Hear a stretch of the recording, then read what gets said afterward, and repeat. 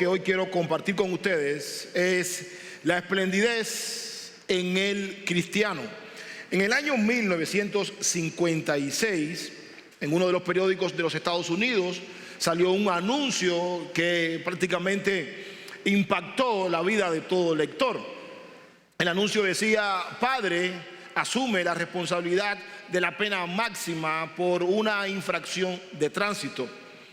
Este hombre, este padre, había infringido una de las leyes de tránsito.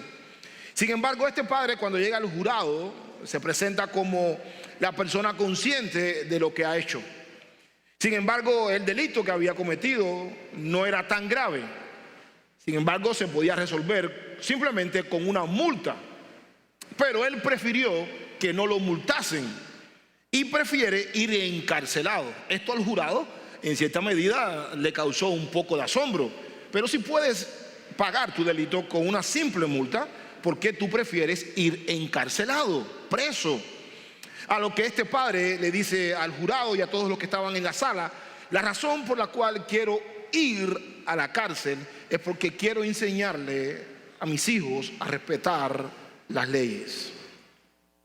Y este hombre fue a la cárcel, y estando en la cárcel, el hijo le dijo: papi, pero ese sacrificio tenías tú que hacerlo para enseñarme a mí que yo debía cumplir las leyes.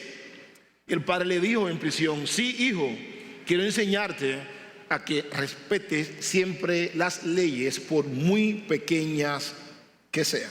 Saber lo que tenemos que hacer nos ayudará mucho a saber dónde es que debemos de ir. Y esto era lo que el padre quería hacer con sus hijos, porque muchas veces no saber por dónde vamos ni a dónde vamos a llegar se debe a que no sabemos lo que debemos hacer. El padre quería enseñarle a su hijo que para ser un buen conductor había que respetar ciertos principios y ciertas leyes.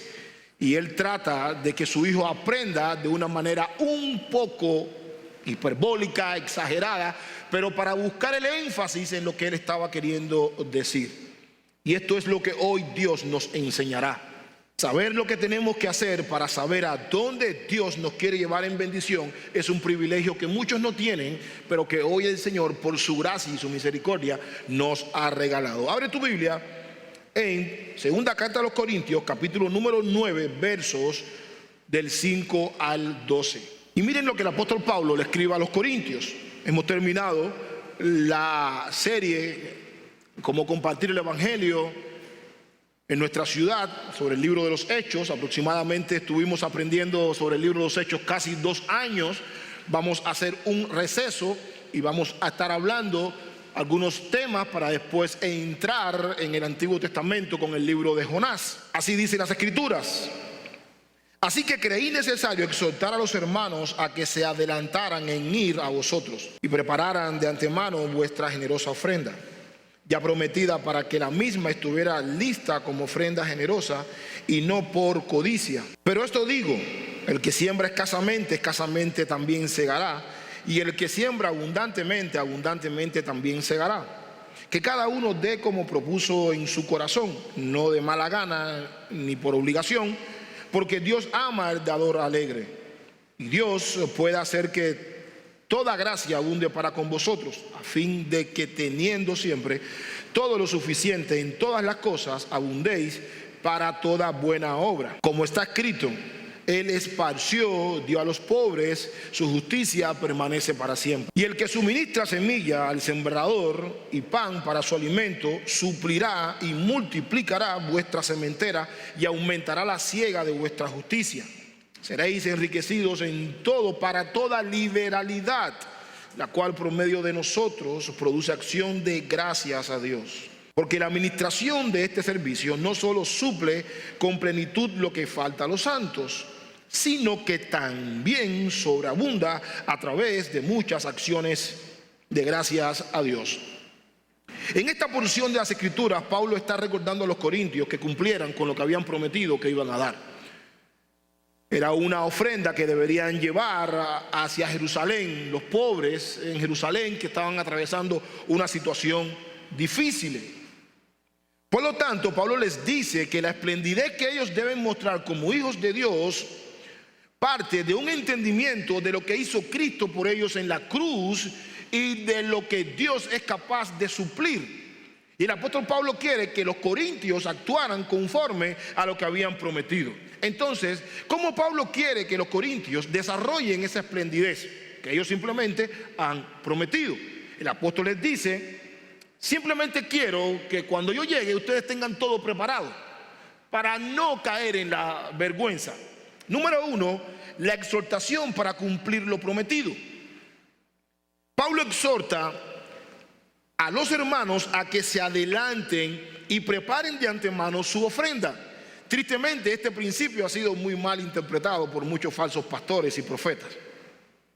La exhortación para dar y ser generosos es una de las cosas que siempre se ha tenido que hacer en la iglesia. A una iglesia hay que enseñarle muchas veces que debe dar, a una iglesia hay que enseñarle muchas veces que el evangelio no se lleva a cabo con una varita mágica, sino que es algo que nosotros contribuimos, por lo cual nosotros debemos tener conciencia. Pablo explica la razón por la cual deberían estar preparados.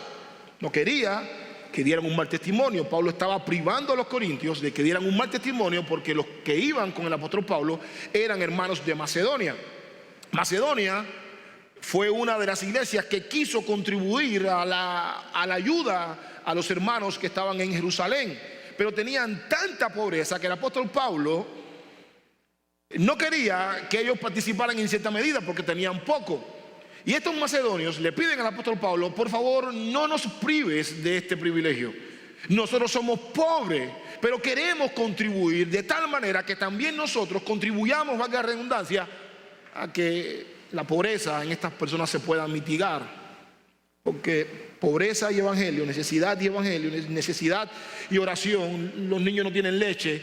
Seamos sinceros y seamos honestos, complica un poco las oraciones cuando no tenemos lo básico en el hogar. Nuestras oraciones no salen con tanta fluidez y una serie de cuestiones. Los macedonios eran muy generosos, a diferencia de los corintios, que el apóstol Pablo le tiene que decir a los corintios estas cosas. Miren lo que 2 versículos anteriores de segunda carta a los Corintios 9, 3 y 4 describen: pero he enviado a los hermanos para que nuestra jactancia acerca de vosotros no sea hecha vana en este caso, a fin de que, como decía, estéis preparados, no sea que algunos macedonios, que no se les tuvo que decir que se prepararan ni que prepararan absolutamente nada, o se encuentren desprevenidos. Y nosotros, me gusta mucho el lenguaje paulino, porque él se incluye pero automáticamente se excluye, y dice: por no decir ustedes, seamos avergonzados por esta confianza. Pablo les está diciendo: ustedes son los que van a quedar avergonzados, porque estas personas que eran pobres simplemente quisieron participar de la ofrenda a los santos, de la ayuda a los pobres en Jerusalén. Y él se incluye para que los corintios de cierta manera no se fueran a ofender. Pero Pablo les está diciendo: por no decir ustedes, son los únicos que van a quedar avergonzados. Pablo quería que la ofrenda estuviera lista como una ofrenda generosa, no que en el mismo momento que el apóstol Pablo llegara con los hermanos de Macedonia comenzaran a preparar o comenzaran a preguntarse entre ellos: ¿y ahora qué hacemos? ¿Cuánto vamos a dar? ¿Cómo vamos a ayudar? Sino que ya saben que hay una necesidad en Jerusalén, y ellos con prontitud, partiendo de lo que ya saben, debían estar preparados. Y aquí, como podemos ver, Pablo no solamente les está diciendo que preparen su corazón el primer día de la semana para que escuchen la palabra del Señor. Pablo les está diciendo: preparen también una ofrenda para que cuando lleguen a la iglesia a recoger la ofrenda para los santos, ustedes no tengan que estar sacando cuenta o preguntarle a la esposa o a la hija si traíste o no traíste, que cómo hacemos, porque ahora el pobre no tiene leche para la hija. Y el apóstol Pablo vuelve otra vez a exhortar esto, sino también nuestra contribución a la iglesia de Dios. Y esta exhortación de Pablo a los corintios parte de un entendimiento de Pablo sabiendo quiénes eran los corintios. Fíjense que esa es la única iglesia que Pablo les pide esto.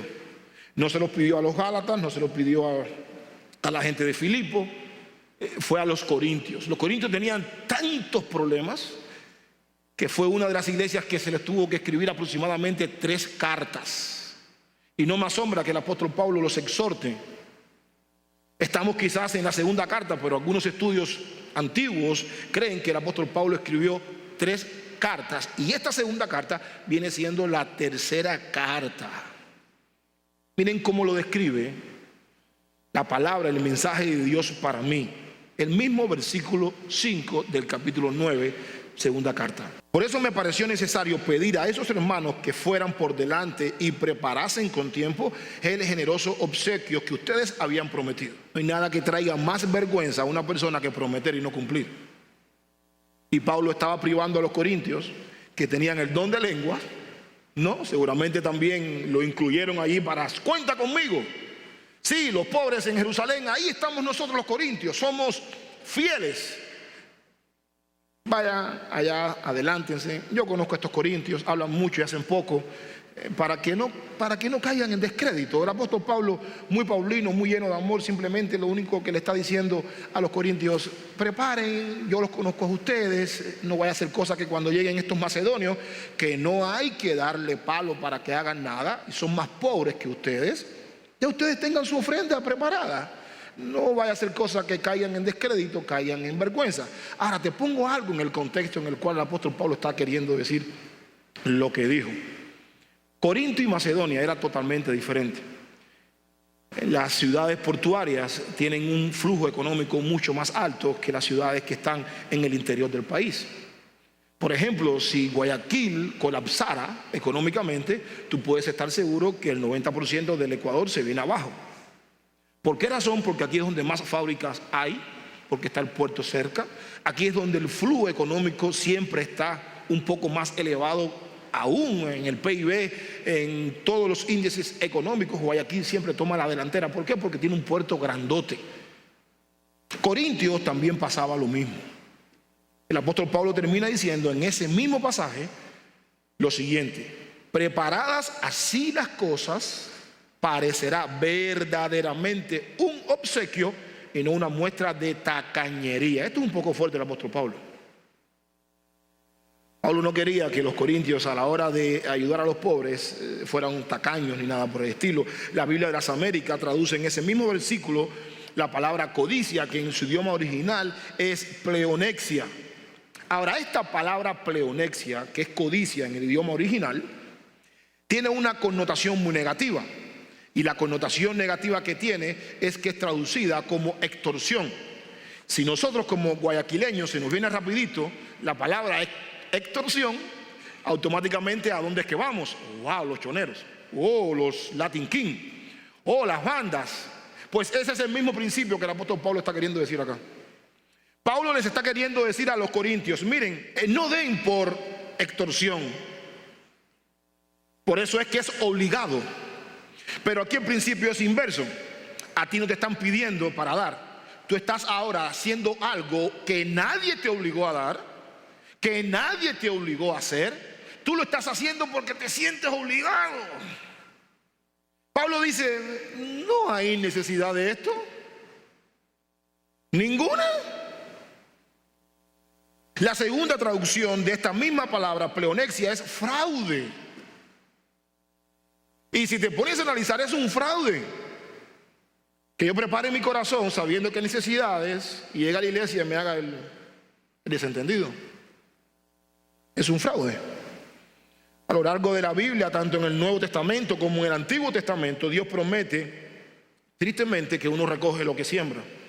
Por ejemplo, un agricultor no siembra semillas buenas en su campo confiando en que recogerá malos frutos. Ningún agricultor, quizás aquí hay algunos que han trabajado la tierra, saben que el agricultor busca las mejores semillas para buscar la mejor cosecha. Sabemos que la buena semilla produce una buena cosecha. Es el mismo principio que Pablo aplica a los Gálatas y se lo explica en el capítulo 6, verso número 7. No os dejéis engañar, porque esto es muy fácil de creer. De Dios nadie se burla. Pues todo lo que el hombre siembre, eso también segará. No podemos pensar que recibiendo mucho de parte de Dios y dando poco vamos a tener más. Repito, no podemos pensar que recibiendo mucho de parte del Señor y dando poco reteniendo, vamos a tener más. Pablo dice, de Dios nadie se burla. En lo que el hombre siembra, eso es lo que recoge. Asimismo pasa con el principio del agricultor.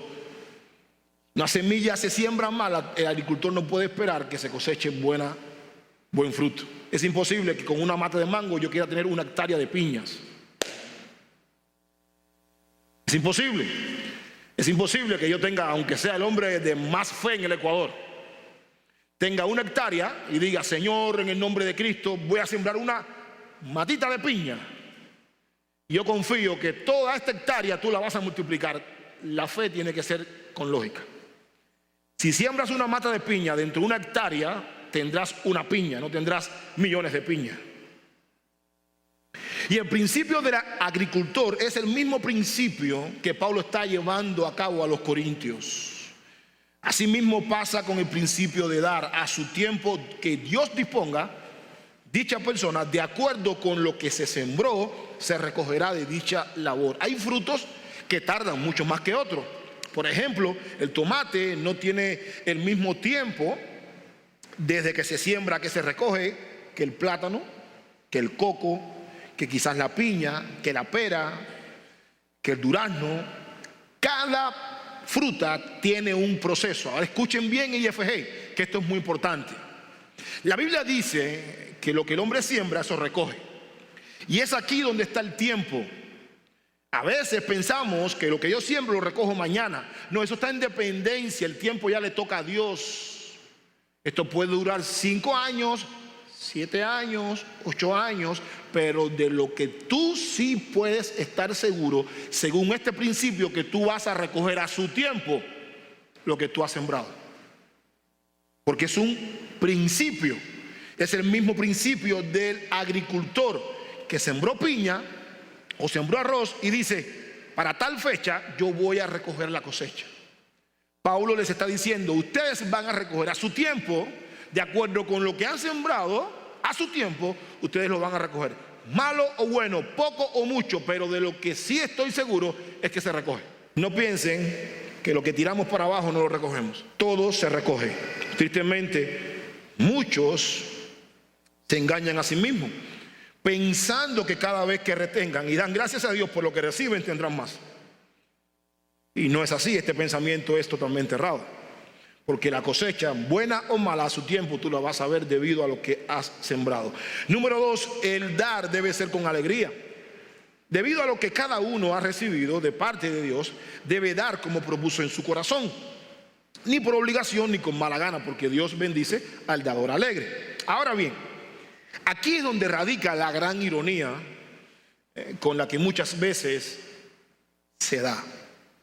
Con el acaparamiento y la falta de generosidad viene un espíritu muy crítico, muy autoindulgente, que no ayuda en nada al avance del evangelio. Por tanto, criticamos con facilidad cuando deberíamos dar y deberíamos cooperar para el avance del evangelio. Sin embargo, la iglesia de los Corintios tenía un PhD en crítica. Criticó al apóstol Pablo de no ser apóstol, criticaba al apóstol Pablo de cuantas cosas pudieran decir. Era una iglesia que distorsionaba los dones espirituales. Era una iglesia que tenía pecados que ni aún se nombraban en el mundo gentil. Bueno, no es de esperar que sean un poco falta de generosidad. Al tener todas estas cosas, es imposible que criticando al apóstol, distorsionando los dones espirituales, permitiendo pecados dentro de la iglesia, también fueran generosos. Es imposible. Eso no funciona así. ¿Qué pasa acá? Muy bien, que una vida de pecado no puede proveer generosidad. Una fuente secular describe 4 tipos de dadores. El primero es un dador generoso que envidia lo que otros guardan para sí mismo. El segundo dador es uno que desea que otros den, pero él no. Da tú, que tienes más que yo, porque tú tienes mejor carro que yo, vives en una villa mejor que yo y se sobreentiende que tú ganas más que yo.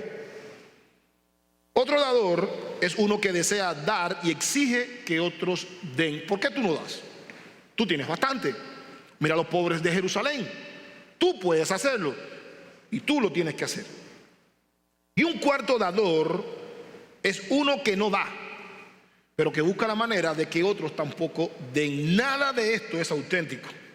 Y el apóstol Pablo está diciendo: lo que es auténtico es lo que salga de un corazón transformado por el Espíritu Santo, que desea que el evangelio crezca. Eso es autenticidad. Esta persona ha creído que Dios lo ha bendecido para bendecir, y no para retener, y no para quedarse con las cosas. Soy bendecido para bendecir. Dios me está multiplicando para que yo en cierta medida también les multiplique a otros que quizás están orando por un milagro.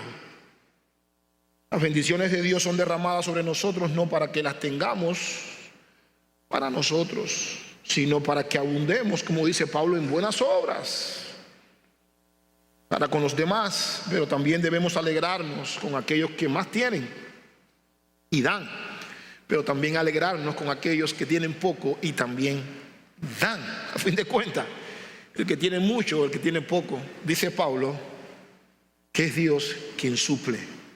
Miren, Pablo pone el ejemplo de Cristo citando una cita del Antiguo Testamento, del Salmo 112:9. Con liberalidad ha dado a los pobres, su justicia permanece para siempre, su poder será exaltado con honor. Aquí se refiere a Jesucristo, y no específicamente se refiere a que vino a dar comida a los pobres ni a llenarle la barriga, sino vino a servir y dar su vida. Aunque los corintios debían hacer esto porque en Jerusalén se necesitaba de una ayuda, de una colaboración, de una ofrenda para mitigar el hambre. Estas personas debían comprender esto, y este es el ejemplo de nuestro Redentor. Siendo rico, se dio por nosotros. No teniendo ninguna necesidad, vino y te hizo rico a ti. Y después, aún de ser redimidos, enriquecerlos con abundancia, para que suplan todas sus necesidades, para que también bendigan a otros. Aún así, hoy yo meditaba en la madrugada y yo me decía: Señor, yo era un pecador, iba camino al infierno. En un momento determinado de la vida, tuviste misericordia de mí, me llamaste con un llamamiento santo. Yo no me opuse a ese llamamiento santo porque es tu poder. Me convertiste en templo del Espíritu Santo. Me has bendecido tanto. Señor, ¿cómo yo puedo cerrar las puertas cuando tú mantienes tus puertas abiertas conmigo? Tenemos un problema serio. El Señor abre bendiciones sobre nuestras vidas: aumento de salario, casa, hijos en las mejores escuelas, buenos negocios. Esas son puertas que Dios abre. Pero Dios lo que no quiere es que yo cierre la mía, porque quizás hay otros que están orando por un milagro. Yo creo que de la misma manera que Dios nos suple, es de la misma manera que nosotros debemos comprender la generosidad que Pablo quería que los corintios entendieran. Debemos decir, además, que esto es un principio que cada cristiano debe tener, porque ha entendido la cruz. Yo justifico en cierta medida a la persona que no es generosa. Yo lo justifico porque esa es la muestra de la ausencia del Espíritu Santo en su vida. Un impío no tiene por qué ser generoso, porque no ha sido convencido de justicia, de juicio y de pecado. Tampoco ha sido capaz de entender que lo que tiene es producto de lo que Dios le ha dado por gracia, mucho menos entender lo que Cristo hizo por él o ella. Pedirle a un impío que sea generoso es como pedirle a un perro que no se coma los huesos, o a un león que en vez de comer carne coma hierba. Sabemos que eso no puede pasar así, a menos que Dios cambie su naturaleza. Nosotros tenemos al Espíritu Santo. La generosidad en nosotros no debe estar fundamentada, ni tampoco debe estar condicionada a una obligación. Es un acto de generosidad. Que todo lo que tenemos y todo lo que poseemos es de Dios.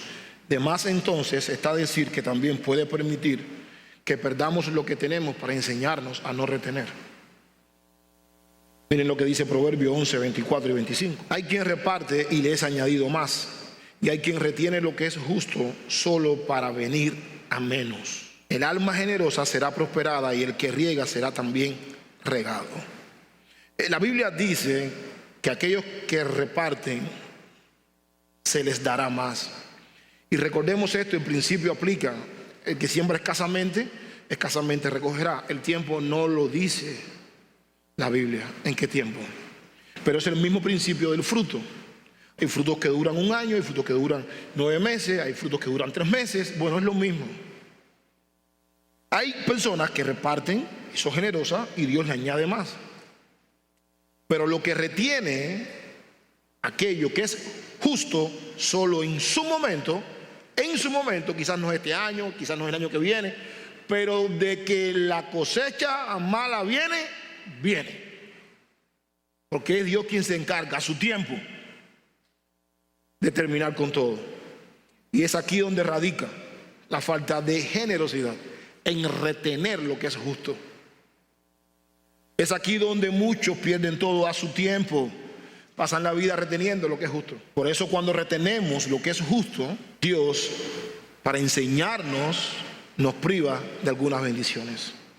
Cuando no retenemos lo que es justo, dice la Biblia que Dios multiplicará vuestra sementera y aumentará la siega de vuestra justicia, frutos totalmente del Espíritu Santo. Y te lo explico para que puedas tener una mejor visión de lo que aquí estamos diciendo. El principio de sembrar escasamente y cosechar escasamente no solamente es para el dinero, que es acá en el contexto en el cual Pablo lo está queriendo decir. Este principio se aplica a muchas cosas más. Hay otras áreas en la vida que se aplica el mismo principio. Este principio también se aplica a las relaciones personales. Si yo no soy una persona abierta a las relaciones personales, yo no puedo pretender tener 1 millón de amigos, como dice la canción. No, porque tampoco funciona así.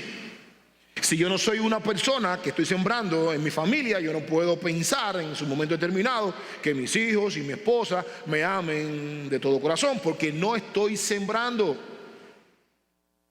Si yo no vengo a la iglesia, escúchenme en IFG, con amor pastoral lo voy a decir, si yo no vengo a la iglesia, si yo no participo de los cultos, si yo no me relaciono con las personas, tú no puedes esperar que haya un milagro en ellos si te traten. Estás sembrando poco. Y este es el principio que Pablo quiere que los corintios entiendan. Si sembramos poco en el matrimonio, en los hijos, en la iglesia, en el trabajo,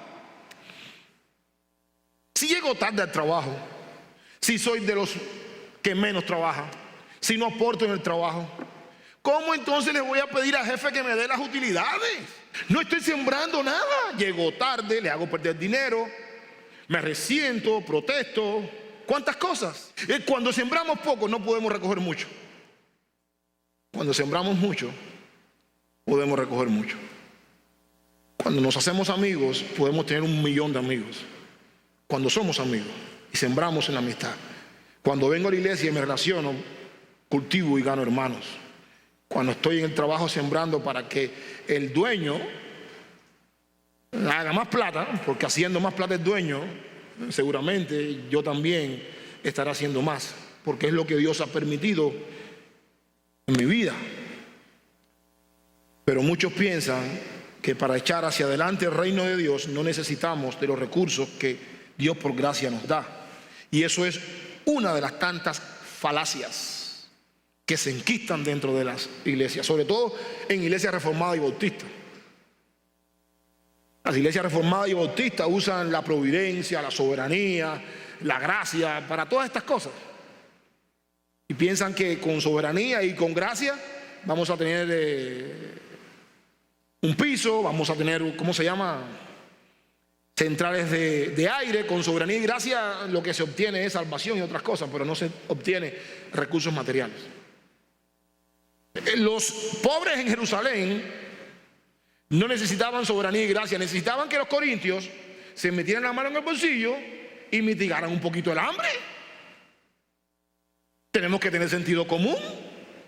¿Cómo le vamos a decir a los pobres en Jerusalén? Confíen en Dios. Dios es soberano. Sí, pero aquí tengo 2 niños llorando por pan y por leche. Tenemos un contexto un poco desequilibrado. Están los falsos apóstoles usando el mismo principio, pero olvidándose de lo que enmarca este principio.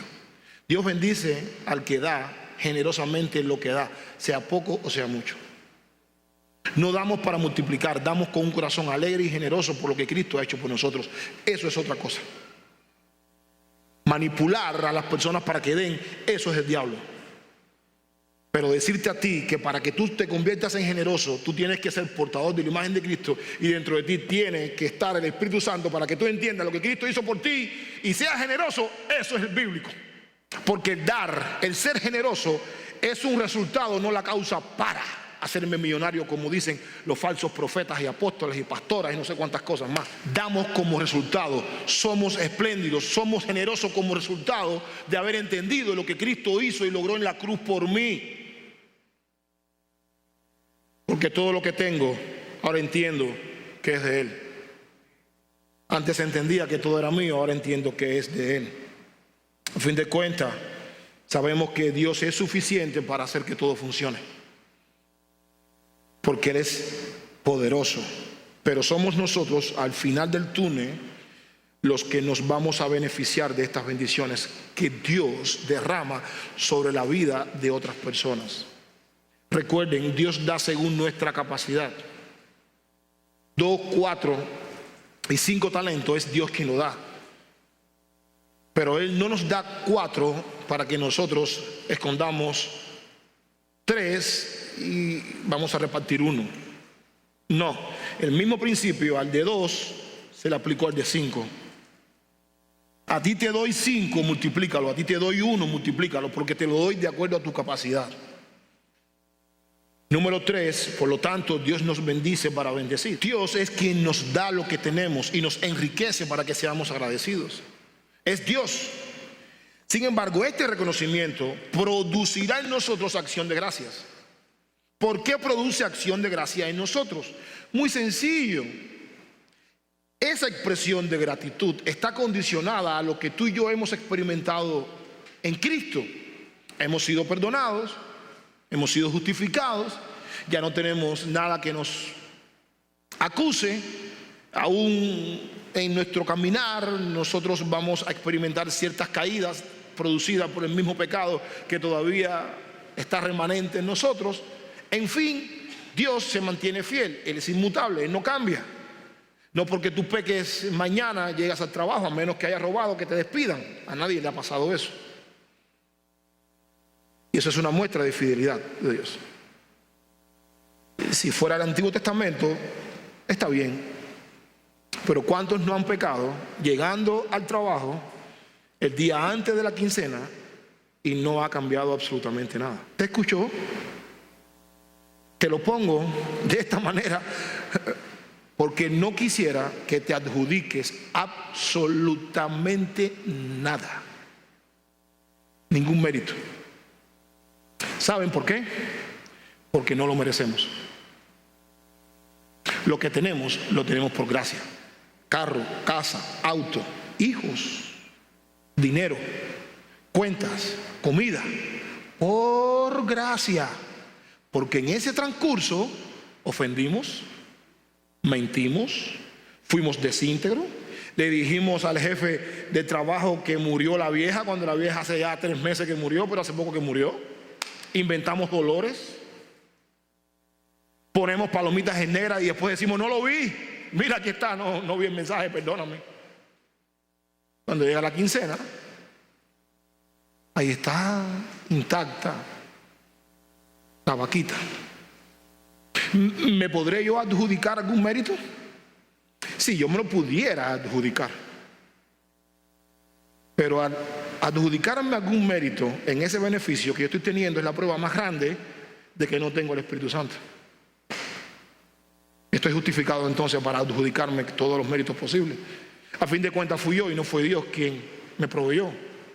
Mis habilidades, mi malicia me llevó a mí a comprender todo esto. El que siembra escasamente a su tiempo recogerá escasamente. Miren lo que la NTV, para que se pueda entender mejor este principio del punto número 3, Dios nos bendice para bendecir. Miren cómo la NTV lo traduce, que te lo quiero explicar. Pues es Dios quien provee la semilla al agricultor y luego el pan para comer. De la misma manera, De la misma manera, Él proveerá y aumentará los recursos de ustedes y luego producirá. Escuchen lo que pone la NTV que me cautivó. Una gran cosecha de generosidad en ustedes. De la misma manera que Él le da el grano de trigo al agricultor. Porque sabemos que la harina se saca del trigo. ¿No es así? Y si la harina se saca del trigo, lo que produce el pan en cierta medida es el trigo que se sembró. Él le da la semilla al agricultor. Aquí está. El producto terminado es que te vas a comer el pan. De esa misma manera, Dios nos dice a nosotros que confiemos en Él, que Él nos va a dar recursos y aumentará esos recursos, y luego producto a ese aumento que por gracia hemos recibido de parte de Él, Él quiere que nosotros también tengamos una gran cosecha de generosidad. ¡Qué gran Dios! Dándole una cosecha a pecadores como tú y como yo. Recibiendo un correo que te dice: te vamos a cambiar de trabajo, pero si hace poco pequé, te vamos a cambiar de trabajo, para que produzcamos una cosecha de generosidad. Ya no vamos a recoger mucho trigo. No, ya está lleno todo. Ahora el Señor quiere que en esa misma medida, de esa misma manera, yo produzca una cosecha de generosidad. Él abrió las puertas. ¿Cómo la vas a cerrar? Produce lo que yo produje en ti, es lo que Dios está queriendo decir acá. Oye, yo no te di suficiente trigo y suficiente pan, que has aumentado hasta de peso. Haz lo mismo con otros. Produce en ti esa generosidad. Dios es el que provee lo que necesitamos para vivir y ser generoso. Es Él. Nunca nos dará menos de lo que nosotros podemos dar. A cada uno Él le da conforme a su voluntad. En este punto es en el que nosotros damos con alegría. El dar con alegría consiste en esto. Jesús dijo que Él edificaría a su iglesia. Por tanto, nosotros somos bendecidos con todos los recursos en todas las áreas para que participemos de esa edificación. En esto consiste ver cómo la iglesia se edifica. En la misma medida que soy bendecido, yo bendigo y veo cómo la iglesia se edifica. Es una bendición participar de esta edificación, mirando cómo Dios bendice a otras personas para que el evangelio continúe. Vamos a leer segunda carta a los Corintios, el último versículo de hoy, de la porción de hoy, en el verso número 12. Porque la administración de este servicio, de ser generoso, de ser espléndido, no solo suple la plenitud, con plenitud lo que falta a los santos. No solamente hace eso, no solamente resuelve, mitiga las necesidades internas de las iglesias, sino que también sobreabunda a través de muchas acciones de gracias a Dios. No podemos pretender pensar que Jesús es un mago que edificará la iglesia y que hará las cosas a nuestro antojo, y nosotros con lo que recibimos disfrutar la vida como nosotros queramos. No, por favor, Jesús no es un mago. Sí, Él dijo que va a edificar la iglesia, pero tú debes de comprender que si tú no mueves tus manos o alguien las mueve por ti, simplemente tú no vas a comer. Tú no comes por fe, tú comes masticando. Jesús edifica la iglesia construyendo, trabajando. Eso es un principio que nosotros debemos comprender. Y cuando miro esto, uno de los problemas que muchos no podemos ver es ¿qué pasa entonces que dentro del pueblo de Dios hay tan poca generosidad? Y cuando me refiero a esto, no me estoy refiriendo solamente a lo monetario. Cuidado que acá el principio no es el dinero. No malinterpreten al pastor Capote. Hablé de muchas áreas como principio. Me estoy refiriendo que este principio afecta a las demás áreas. Afecta el área espiritual. Tú no puedes vivir en la carne y después esperar que Dios te ilumine. El que siembra en el espíritu cosecha las cosas del espíritu, y el que siembra en la carne cosecha las cosas de la carne. Si vives en pecado, si vives resentido, tú no puedes esperar que las personas te amen, porque eso es lo que tú estás sembrando. Por lo tanto, es lo que tú tienes que recoger. En lo material es igual, en la parte volitiva también es lo mismo. Si tú no haces las cosas voluntariamente y te expones, compartes, hablas con las demás personas, tú no puedes pensar que las personas tienen que venir a ti. Es un principio. De hecho, yo quiero decir algo y es muy importante que lo entendamos, porque aquí es donde marcamos la diferencia bíblica de lo que hoy estamos aprendiendo.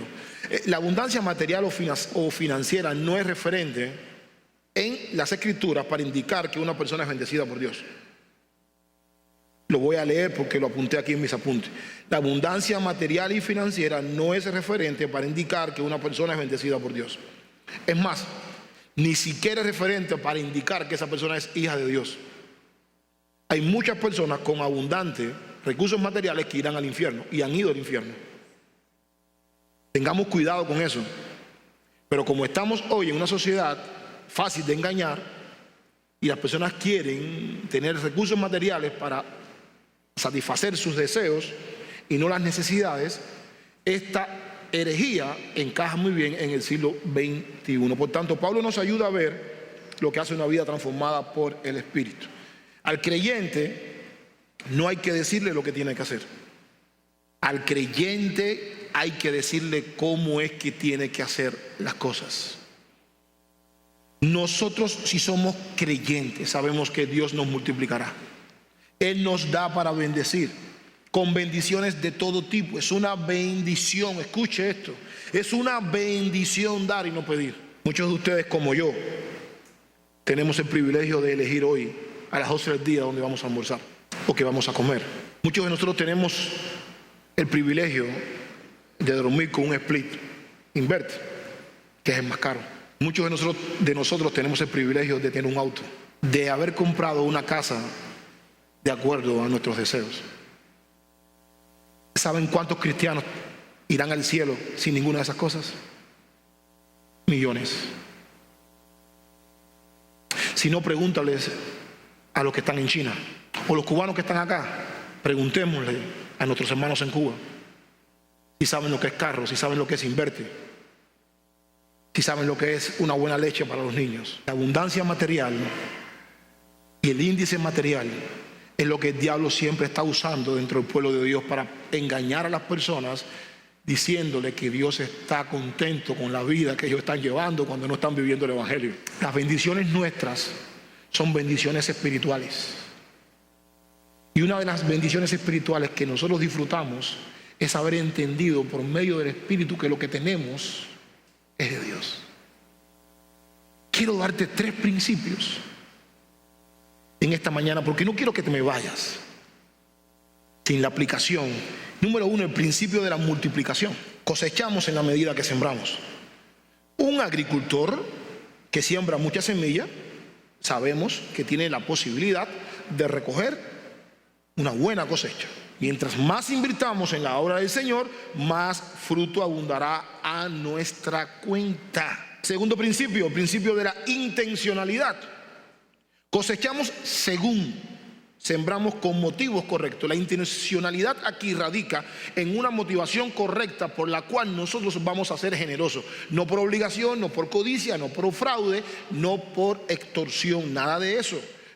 Te lo pongo en una frase más común. Si en tu corazón dispusiste el domingo dar 1 centavo, ven preparado con el centavo de tu casa. Tercer principio y último, el principio de la prontitud. Cosechamos incluso mientras estamos sembrando. El agricultor, en este principio de la prontitud, sabe que existen algunas semillas que requieren tiempo y a su tiempo él va a recoger. ¿Llegaría a sembrar alguna semilla fuera de tiempo? El principio de la prontitud radica acá, en ver el momento en el cual yo voy a sembrar, porque pasado de ese momento ya pasaste la temporada y el tiempo. Multiplicación, intencionalidad y prontitud son 3 principios que el apóstol Pablo quería que los corintios entendieran. Cuando hemos pasado el tiempo, no busquemos devolverlo, es imposible. Ya pasó el tiempo, ya el tiempo de sembrar la semilla pasó. Padre, gracias te doy por este maravilloso